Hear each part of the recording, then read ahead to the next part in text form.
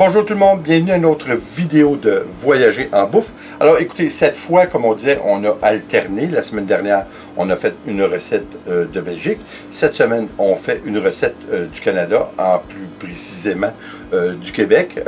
C'est une recette, les crotons. Écoutez, les crotons, c'est comme beaucoup de recettes. Il y a des milliers, je crois, de façons de le faire. Souvent, chaque famille a sa traditionnelle recette qu'ils font, qui passe de génération en génération. Pour notre part, écoutez, je pense que chaque famille, chaque personne a sa force lorsqu'elle aime faire à manger. Ma mère, c'était justement les crotons et le sucre à crème. Le sucre à crème qui était aussi très très fort de par ma grand-mère maternelle. Mais cette fois, on se concentre sur les crotons. C'est une recette très traditionnelle, mais comme je vous dis, il y a des centaines et des centaines de façons de le faire. Moi, je vais vous donner ma recette.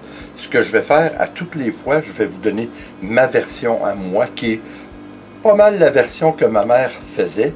Et je vais vous donner une recette qu'on dit traditionnelle, qu'on a dans les livres, avec des quantités plus exactes. Moi, je suis obligé de vous dire que j'ai jamais été vraiment avec l'exactitude. Je prends environ 500 grammes de porc haché, le plus gras possible. Je couvre d'eau. Les épices, c'est de la cannelle et du clou de girofle que j'ajuste moi-même. On met un petit peu comme je vous dis, c'est tout est relatif, c'est subjectif, mais on met un petit peu, moi, dans ma recette, je mets un petit peu de poudre d'oignon plutôt que de mettre des oignons, parce que les oignons font souvent de l'eau. Écoutez, c'est une question de goût, hein?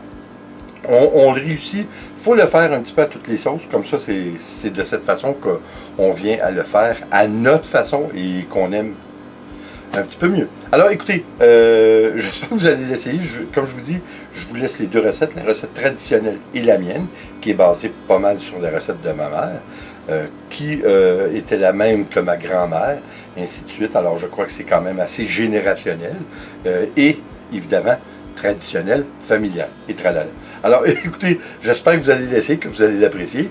Et comme toujours, s'il vous plaît, abonnez-vous, laissez un commentaire et partagez. C'est toujours apprécié. On se revoit dans la prochaine vidéo. Attention à vous.